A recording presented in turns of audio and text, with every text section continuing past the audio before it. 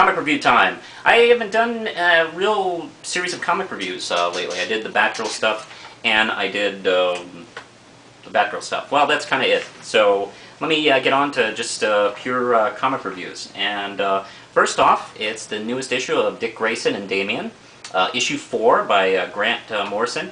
And filling in for Mr. Quietly is Philip Tan. I don't know if Quietly is coming back. I don't know if he was just going to do the first story arc and then come back later and shit like that.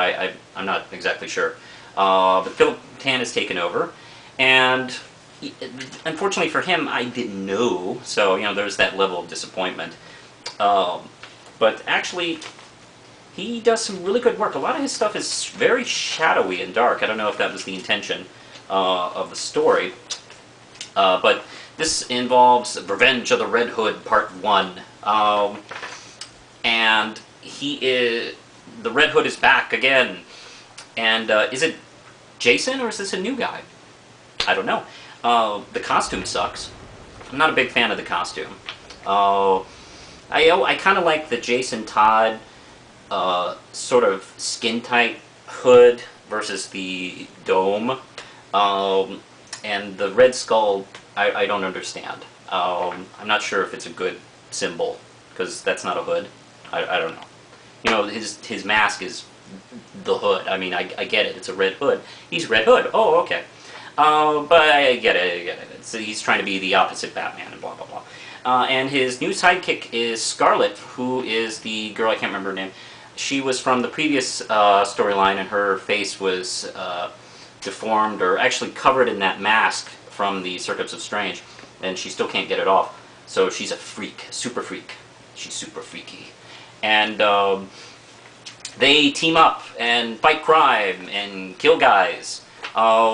Meanwhile, Dick Grayson is, I don't know, being Dick Grayson and stuff like that, because he's, oh, they're looking over stuff. Oh, they're going to attack a crime boss meeting. And, let's see, then Red Hood shows up, and he thinks it's Jason. And, I don't know, this pose right here seems to strike me as Jason. This is probably Jason. Although they're not very clear. Quite mysterious. Not too bad. My favorite scene is actually when Red Hood talks to Scarlet in the middle of the issue, with her dealing with how her life has changed really dramatically and horribly. And he shows quite a bit of depth in that scene. Very good. I give it 4 ram chips. Meanwhile, Paul Dini and Dustin Ewan in the newest issue, issue 3, Batman Streets of Gotham! Beautiful cover, by the way. This might be my favorite of the new covers. Very beautiful. Not much happens, actually. Hush is still disguised as Bruce Wayne, trying to give away millions. Oh, Mr. Zsasz is getting his life back together here. And Dick Grayson and all of Bruce Wayne's super friends threaten him. Like, you know, if you keep giving the money away, we're going to really fuck you up. That's kind of it. That's kind of the issue. And let's see, what was the last part of the Manhunter story was here, where she meets with Jane Doe and fights in the woods. I don't know. The whole issue is just okay. Although Mr. Zsasz buys a new suit, and he looks like Woody Harrelson from Natural Born Killers. Anyway, I'm looking forward to the next issue, where the focus is on Mr. Zsasz, so can't wait. 3 ram chips. And Madame Xanadu. Issue 15, the last part of Exodus Noir. The last guy is getting away from the killer, and we find out a little bit more about the killer. I'll be vague about this. We'll find a little bit more about the killer, and beautiful shot here. And we also get the completion of her flashback to the Inquisition, which is just dreadful and terrible. And her battle at the end includes Wesley Dodd's Sandman. I'm just a sucker for Wesley Dodd's Sandman. And, you know, this art, it's Matt Wagner writing and Michael J. Kaluta in his last issue as a fill-in artist. And God, they work beautifully together. I'd love to see Matt Wagner and Kaluta do a Sandman Mystery Theater miniseries. How about that for coolness? I loved it. This was exciting. Now that the story's finished up, I actually think it's better than the first story arc. It's more concise. It's a little more of a conventionally exciting story. I loved it, and this is 5 gram chips. This is a great book. If you're not reading it, you really should. Anyway, I'm gonna get going. How much time we got? 4 minutes? Oh, that's great. I'm gonna add a little epilogue to the Batgirl series of videos I was doing. I don't know if anybody reads the DC Nation in the back of their comics, but they talk a little bit about what's going on, and this past month they were doing a bit on the Stephanie Brown Batgirl, complete with her new look, which they just started releasing out what she's going to look like. And, oh hey, she's a blonde, alright, thank God. And let's see, there's talk of the decision process here. Let's see. Oh, for several months we've teased you about our plans to launch a new Batgirl series. We never said who'd be inside the costume.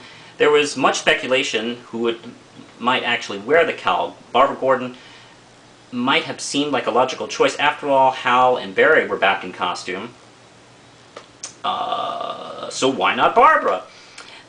Just then, there was, and then there was talk of Cassandra Cain. She was the reigning Batgirl, and was back being a hero. Why not leave her in the costume?